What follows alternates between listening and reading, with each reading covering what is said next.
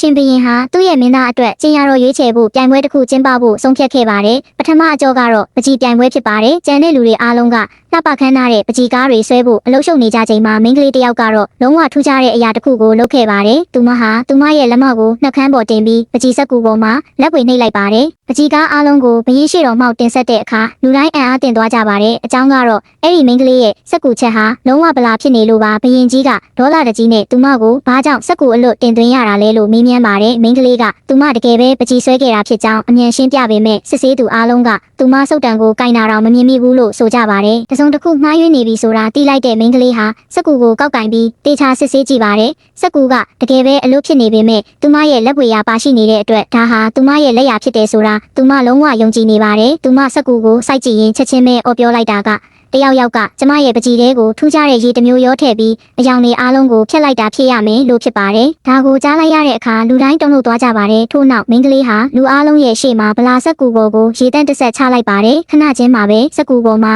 အနက်ရောင်ပီယိုနီပန်းတစ်ပွင့်ဟာတဖြည်းဖြည်းချင်းလှပစွာပွင့်လန်းလာပါတယ်။ဒါကိုမြင်တဲ့အခါမိဖုရားကြီးကချက်ချင်းဒေါသထွက်သွားပါတယ်။အကြောင်းကတော့အနက်ရောင်ပန်းတွေကိုတေဆုံးသွားသူတွေအတွက်သာအသုံးပြုတာကြောင့်မိန်းကလေးကဘရင်ကြီးကိုစော်ကားနေတယ်လို့သူမကထင်လိုက်တာပါ။မိန်းကလေးကခေါင်းငုံပြီးညင်သာစွာရှင်းပြပါတယ်။ဒီပန်းကိုဘရင်ကြီးအတွက်ဖန်တီးခဲ့တာမဟုတ်ပါဘူး။ဒါဟာဘရင်ကြီးရဲ့မေတော်ကိုအမှတ်ရစေဖို့အတွက်ပါလို့ပြောလိုက်ပါတယ်။ဘရင်ကြီးရဲ့မျက်ဝန်းမှာမျက်ရည်တွေချက်ချင်းပြည့်ရှံသွားပြီးသူမကိုနောက်တစ်ဆင့်တက်ဖို့ချက်ချင်းဆုံးဖြတ်လိုက်ပါတယ်။ဒုတိယအဆင့်ကတော့ပန်းလှပြင်ပြိုင်ပွဲဖြစ်ပါတယ်။ကျန်တဲ့လူတွေအားလုံးကအယောင်ဆုံးလင်ပြီးလက်ဆက်တဲ့ပန်းတွေနဲ့နုနယ်လှပတဲ့ပန်းလှဆင်မှုတွေကိုပြုလုပ်ကြပါတယ်။ဒါပေမဲ့မိန်းကလေးကတော့၆တွေ့နေတဲ့တစ်ကိုင်းတွေနဲ့ညှိုးနှွမ်းနေတဲ့ပန်းတွေကိုပဲအလှဆင်ခဲ့ပါတယ်။သူမဟာတိုက်ပွဲမဝင်ခင်ကတည်းကအရှုံးပေးလိုက်ပြီလို့ထင်ပြီးလူအုပ်ကြီးကပြောင်းလောင်ကြပါတယ်။ဘရင်ကြီးကအံ့အားသင့်ပြီးသူမဘာကြောင့်ညှိုးနှွမ်းနေတဲ့ပန်းတွေကိုရွေးချယ်ခဲ့တာလဲလို့မေးတဲ့အခါမိန်းကလေးကပြုံးပြီးဘာလို့လဲဆိုတော့ကျမသူတို့ကိုပြန်ပြီးပွင့်လန်းလာအောင်လုပ်နိုင်လို့ပါလို့ဖြေလိုက်ပါတယ်။ဘရင်ကြီးဟာအလွန်အံ့ဩသွားပါတယ်။မိန်းကလေးကလက်ကိုမြှောက်ပြီးသူမရဲ့လက်ချောင်းထိပ်လေးတွေနဲ့ညှိုးနှွမ်းနေတဲ့အဖူးလေးတွေကိုအตาအရာထိတွေ့လိုက်ပါတယ်ခဏချင်းမှာပဲ